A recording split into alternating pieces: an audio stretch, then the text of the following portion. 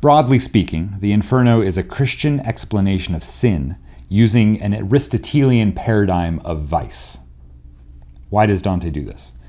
As Paul says in Romans 2, the pagans did not have the Ten Commandments given on Mount Sinai, but they did have the law written on their hearts.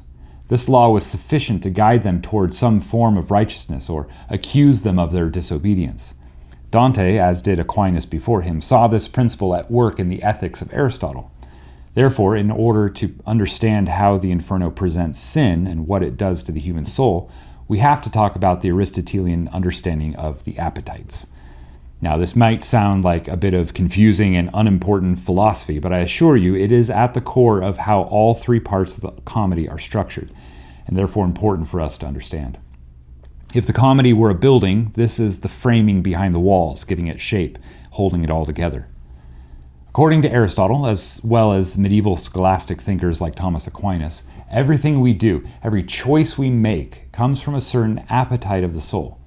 An appetite is simply the desire for something, and there are three basic categories of objects that we want, things like physical pleasure, food, money, or the things money can buy.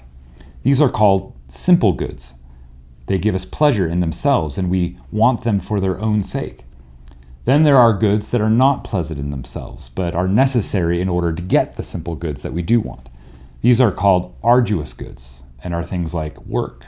For example, if I want ice cream, a simple good, I either have to make it myself or earn money somehow to buy it.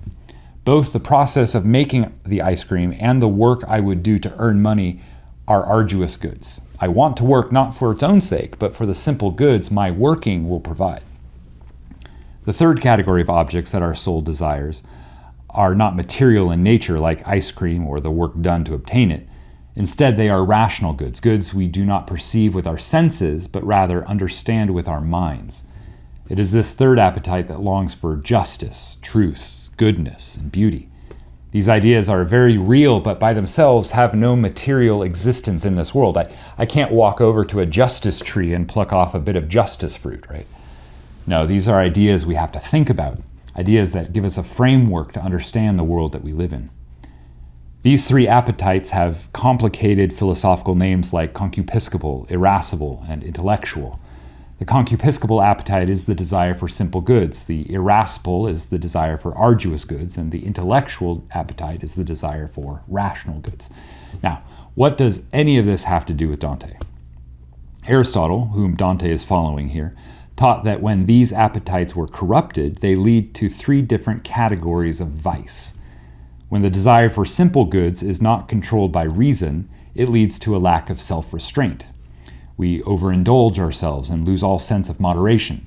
I don't know if you have ever eaten too much ice cream, but I have. And when I can't stop eating, even though I know I should, my appetite for something that is good in itself, the ice cream, is literally out of control.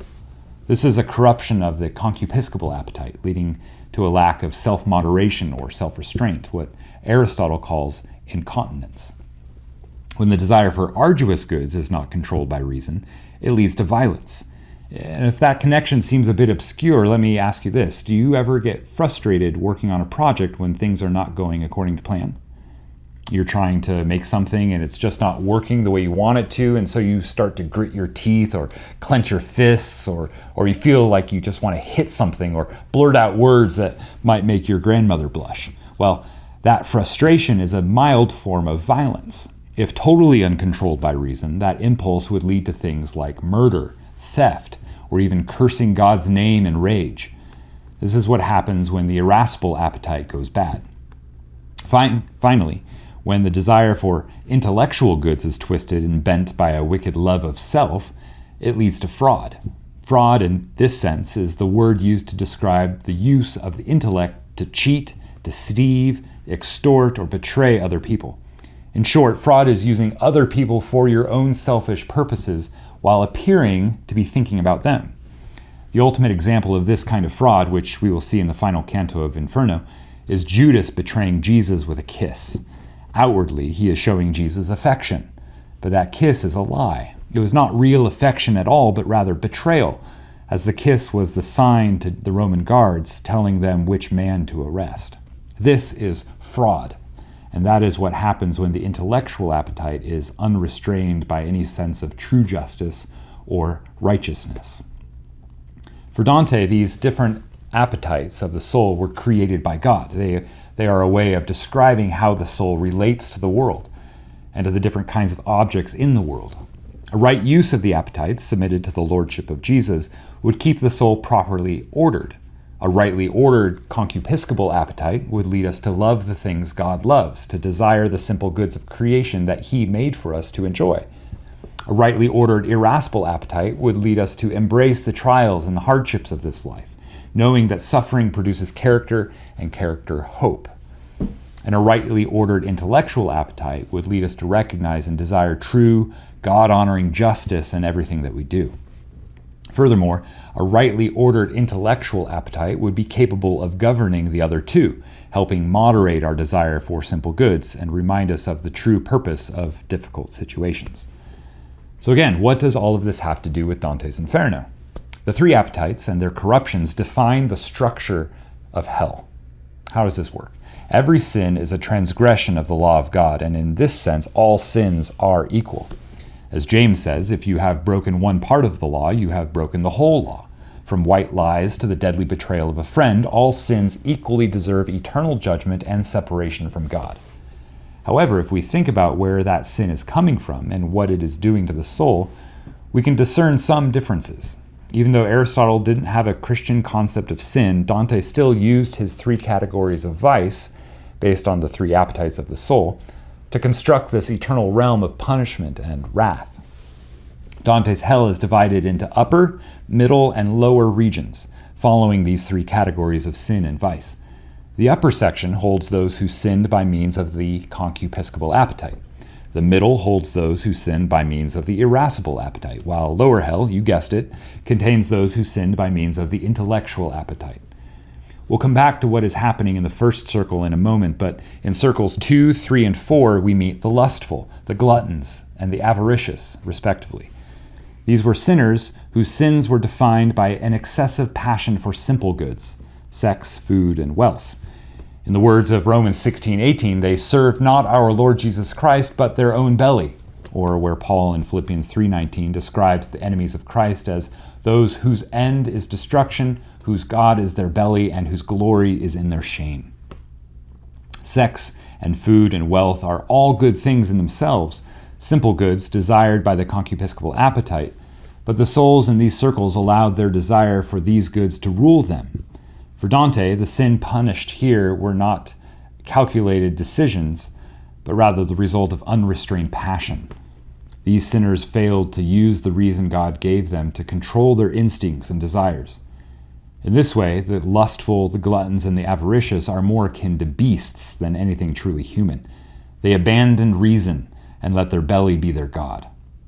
By contrast, circles 8 and 9 down at the bottom of hell contain the fraudulent, whose sins were wholly intellectual in nature, without a trace of passion or lust. The object of their sin was not something good in itself, like food, but the very tang of injustice. The fraudulent wanted to hurt others. They wanted to be cruel. They wanted to build themselves up at the expense of their fellow image bearers. They were not simply enjoying God's creation too much. They maliciously twisted and exploited others for their own gain. In between these two poles are the heresiarchs in circle 6 and the violent in circle 7. The sin committed by these souls comes from a mixture of passion and intellect. Violence is certainly passionate, but it is also calculating. In this sense, it is different from the pure passion of wrath, which we will talk about in a minute, and fraud, which is purely intellectual. These are the sins of the irascible appetite, whereas the sins of passion and desire and the sins of the intellect are perhaps easier for us to understand. The sins of the irascible appetite take a little bit more explanation, especially as it relates to both the violent and the founders of heretical sects. When the irascible appetite is engaged, we are desiring something for the sake of something else, hard work for the sake of its reward. Rightly ordered, it is the willingness to embrace difficulty with patience, knowing that fruit will come of it. Taken to its righteous extreme, it is the appetite that willingly embraces martyrdom for the sake of obtaining the heavenly crown. We will talk about this more when we get there, but this is why the martyrs in Paradiso are one of the three groups of saints who exemplify the irascible appetite in its perfected form. So what does this have to do with the sinners here in hell? The sinners in circles 6 and 7 stand as examples of the two ways this appetite can be corrupted. The violent cannot patiently endure the suffering and so turn to violence to demand the good they are seeking. The heresiarchs, on the other hand, are willing to die. They are willing to lay down their lives like martyrs. In fact, they are even called martyrs in Canto 10. The difference is their martyrdom was based on a lie. They laid down their lives for doctrines that were false, lies that did violence to their own souls and the souls of the many who followed in their footsteps. Circle 7, where the violent are punished, is divided into three wheels based on the three different objects of violence: others, self, and God. But violence can be done both to a person and to that person's property. And so, in the first wheel, both tyrants and robbers are punished, those who were violent against other people and against other people's property. In the second wheel, both suicides and squanderers are punished, those who were violent against their own person and those who were violent against their own property. In the third wheel, blasphemers, sodomites, and usurers are punished, those who were violent against God directly, against nature, that is God's property, and against the productivity of man, which Dante calls God's grandchild, being the offspring of God's children. These are the usurers who extort or do violence to the wealth of others by means of steep rates of interest. We will discuss these differences more when we see them in the text, but for now I want to simply give you an overview of the different circles. If you have been paying attention, however, you will notice that I passed over Circle 5, where the wrathful and sullen are.